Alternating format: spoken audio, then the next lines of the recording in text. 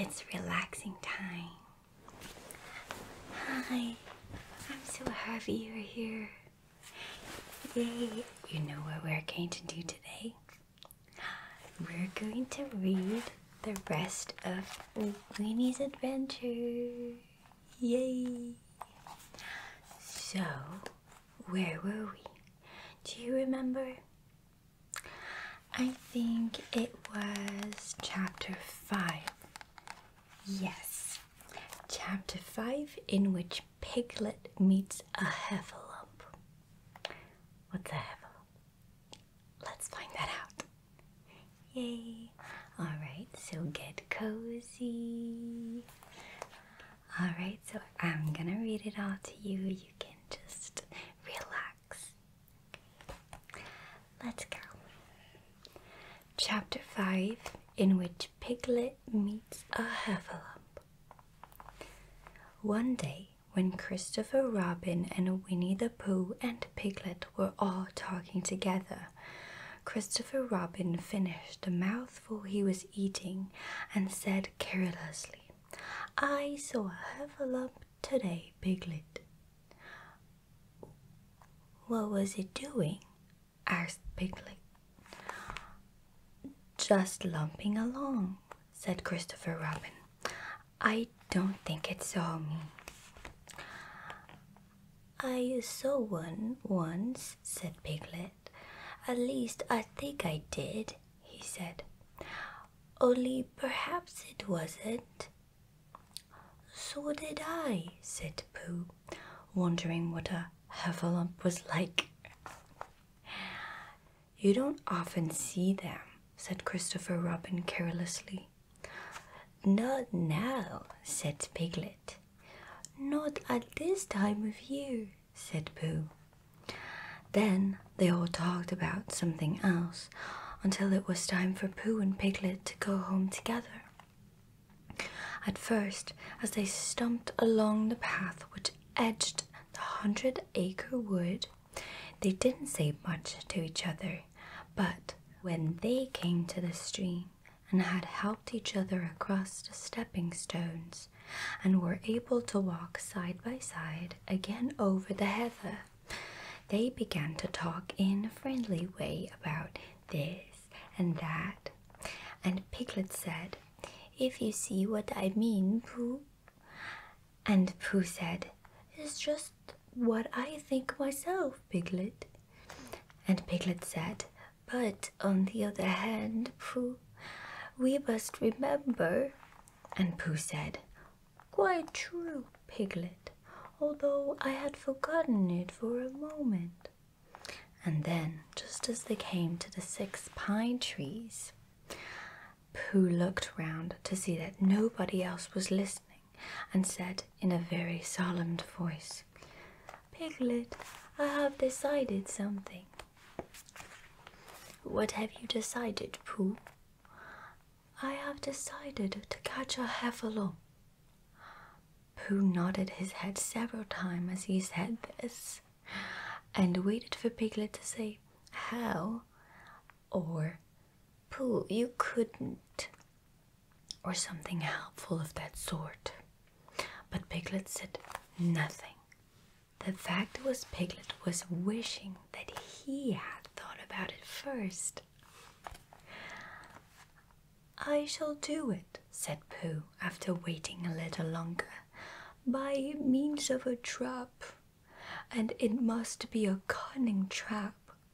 So you will have to help me, Piglet." "Pooh," said Piglet, feeling quite happy again now, "I will." And then he said, "How shall we do it?" And Pooh said, "That's just it. How?" And then they sat down together to think it out. Pooh's first idea was that they should dig a very deep pit, and then the heffalump would come along and fall into the pit. And "Why?" said Piglet. "Why what?" said Pooh. "Why would he fall in?" Pooh rubbed his nose with his paw, and said that the heffalump might be walking along, humming a little song, and looking up at the sky, wondering if it would rain, and so he wouldn't see the very deep pit until he was halfway down, when it would be too late. Piglet said that this was a very good trap, but supposing it were raining already? Pooh rubbed his nose again and said that he hadn't thought of that. And then he brightened up and said that if it were raining already, then the heffalump would be looking at the sky, wondering if it would clear up. And so he wouldn't see the very deep pit until he was halfway down, when it would be too late. Piglet said that now that this point had been explained, he thought it was a cunning trap. Pooh was very proud when he heard this, and he felt that the heffalump was as good as caught already. But there was just one other thing which had to be thought about, and it was this. Where should they dig the very deep pit? Piglet said that the best place would be somewhere where a heffalump was, just before he fell into it, only about a foot further down. But then he would see us digging it, said Pooh. That's true. Not if he was looking at the sky. He would suspect, said Pooh, if he happened to look down. He thought for a long time and then added sadly, "It isn't as easy as I thought. I suppose that's why heffalumps hardly ever get caught." "That must be it," said Piglet. They sighed and got up, and when they had taken a few gorse prickles out of themselves, they sat down again. And all the time Pooh was saying to himself, "If only I could think of something." For he felt sure that a very clever brain could catch a heffalump if only he knew the right way to go about it. "Suppose," he said to Piglet, "you wanted to catch me. How would you do it?" "Well," said Piglet, "I should do it like this. I should make a trap, and I should put a jar of honey in the trap, and you would smell it, and you would go in after it." "And I would go in after it," said Pooh excitedly, "only very carefully so as not to hurt myself. And I would get to the jar of honey, and I should lick round the edges first of all, pretending that there wasn't any more, and then I should walk away and think about it a little, and then I should come back and start licking in the middle of the jar, and—" "Yes, well, never mind about that. There you would be, and there I should catch you. Now, the first thing to think of is, what do heffalumps like? I should think acorns, shouldn't you? We'll get a lot of— I say, wake up, Pooh." Pooh, who had gone into a happy dream, woke up with a start and said that honey was a much more trappy thing than acorns. Piglet didn't think so, and they were just going to argue about it when Piglet remembered that if they put acorns in the trap, he would have to find the acorns, but if they put honey, then Pooh would have to give up some of his own honey. So he said, "All right, honey then," just as Pooh remembered it too, and was going to say, "All right, acorns." "Honey," said Piglet to himself in a thoughtful way, as if it were now settled. "I'll take the pit while you go and get the honey." Very well, said Pooh, and he stumped off.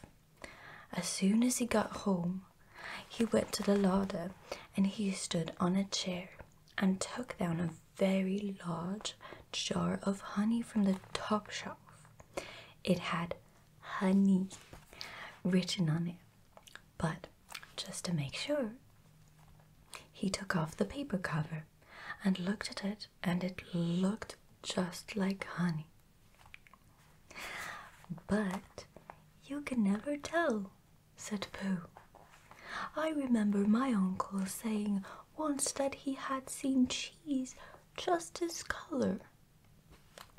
So he put his tongue in and took a large lick. Yes, he said, it is, no doubt about that.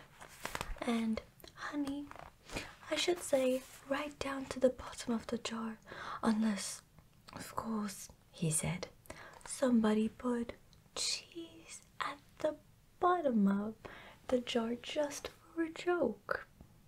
Perhaps I had better go a little further just in case heffalumps don't like cheese, same as me. Ah, and he gave a deep sigh. I was right, it is honey, right the way down. Having made certain of this, he took the jar back to Piglet, and Piglet looked up from the bottom of his very deep pit and said, Got it? And Pooh said, Yes, but it isn't quite a full jar. Oops. And he threw it down to Piglet, and Piglet said, No, it isn't. Is that all you've got left? And Pooh said, Yes, because it was.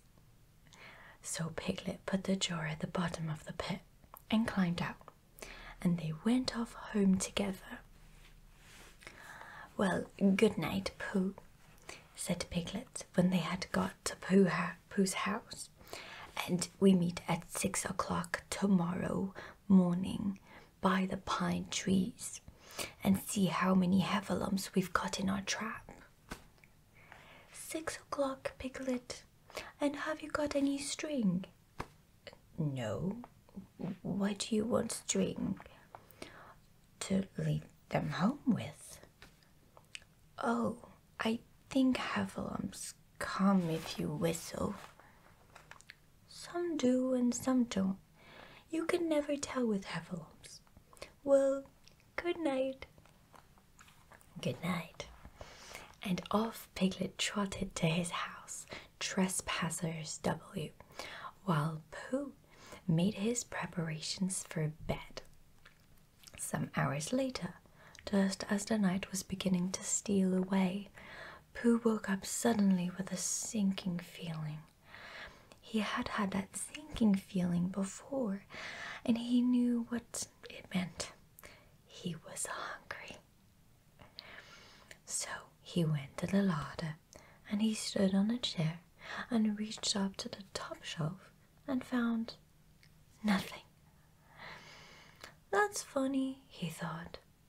I know I had a jar of honey there, a full jar, full of honey right up to the top, and it was written honey on it, so that I should know it was honey. That's very funny. And then he began to wander up and down, wondering where it was, and murmuring a murmur to himself like this.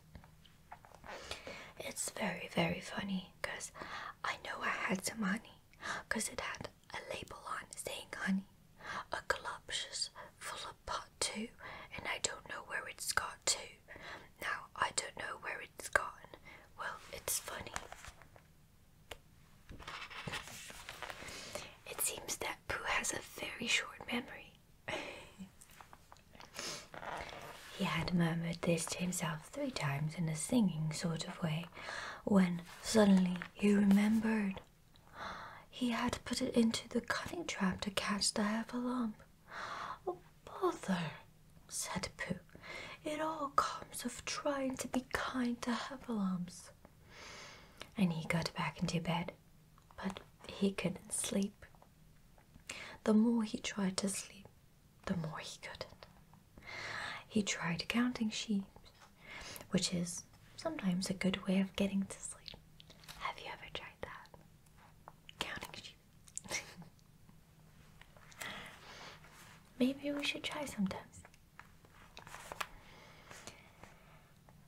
And as that was no good, he tried counting heffalumps. And that was worse, because every heffalump that he counted was making straight for a pot of Pooh's honey and eating it all. For some minutes he lay there miserably, but when the 587th heffalump was licking its jaw and saying to himself, "Very good honey, this. I don't know when I've tasted better," Pooh could no longer bear it. He jumped out of bed. He ran out of the house and he ran straight to the 6 pine trees.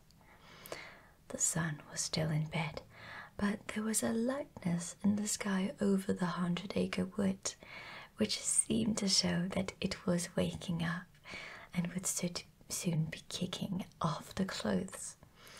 In the half-light, the pine trees looked cold and lonely, and the very deep pit seemed deeper than it was, and Pooh's jar of honey at the bottom was something mysterious, a shape and no more. But as he got nearer to it, his nose told him that it was indeed honey, and his tongue came out and began to polish up his mouth, ready for it. "Bother," said Pooh, as he got his nose inside the jar. "A heffalump has been eating it." And then he thought a little and said, "Oh, no, I did. I forget." Indeed, he had eaten most of it, but there was a little left at the very bottom of the jar, and he pushed his head right in and began to lick. By and by, Piglet woke up. As soon as he woke, he said to himself, "Oh." Then he said bravely, "Yes." And then, still more bravely, "Quite so." But he didn't feel very brave, for the word which was really jiggetting about in his brain was heffalumps. What was a heffalump like? Was it fierce? Did it come when you whistled? And how did it come? Was it fond of pigs at all? If it was fond of pigs, did it make any difference what sort of pig? Supposing it was fierce with pigs, would it make any difference if the pig had a grandfather called Trespassers William? He didn't know the answer to any of these questions, and he was going to see his first heffalump in about an hour from now. How exciting. Of course, Pooh would be with him, and it was much more friendly with two. But suppose heffalumps were very fierce with pigs and bears. Wouldn't it be better to pretend that he had a headache and couldn't go up to the 6 pine trees this morning? But then suppose that it was a very fine day and there was no heffalump in the trap. Here he would be in bed all the morning, simply wasting his time for nothing.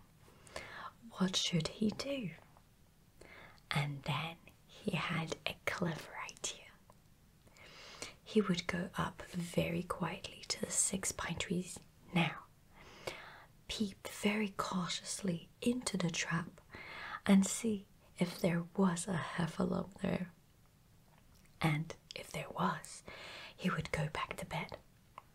And if there wasn't, he wouldn't. So off he went. At first he thought that there wouldn't be a heffalump in the trap, and there he thought that there would. And as he got nearer, he was sure that there would, because he could hear it heffalomping about like anything.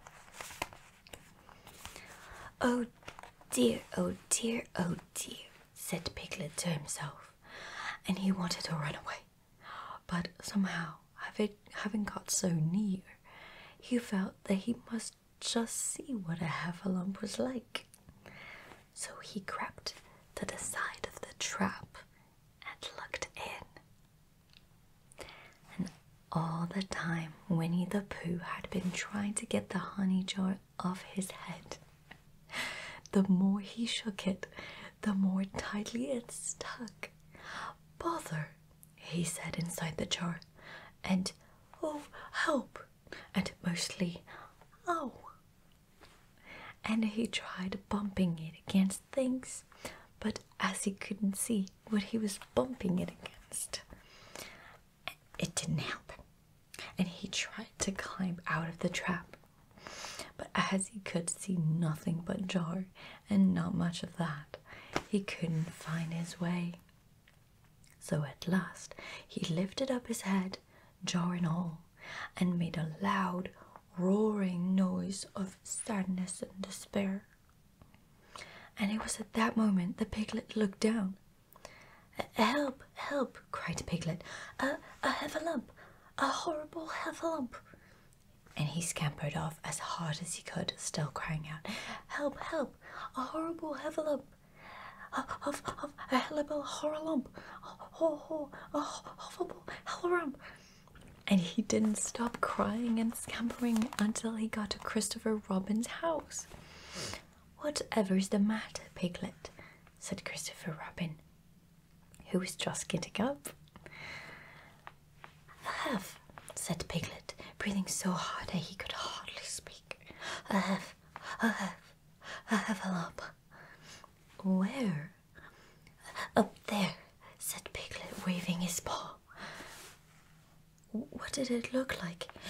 Like it had the biggest head you ever saw, Christopher Robin.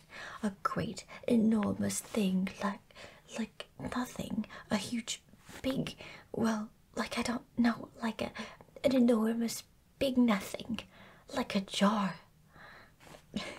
"Well," said Christopher Robin, putting on his shoes, "I shall go and look at it. Come on." Piglet wasn't afraid if he had Christopher Robin with him, so off they went. "I can hear it, can't you?" said Piglet anxiously, as they got near. "I can hear something," Christopher Robin said. It was Pooh bumping his head against a tree root he had it out. "There," said Piglet, "isn't it awful?" And he held on tight to Christopher Robin's hand. Suddenly Christopher Robin began to laugh, and he laughed, and he laughed, and he laughed. And while he was still laughing, crash went the heffalum's head against the tree root. Smash went the jar, and out came Pooh's head again. Then Piglet saw what a foolish piglet he had been, and he was so ashamed of himself that he ran straight off home and went to bed with a headache. But Christopher Robin and Pooh went home to breakfast together.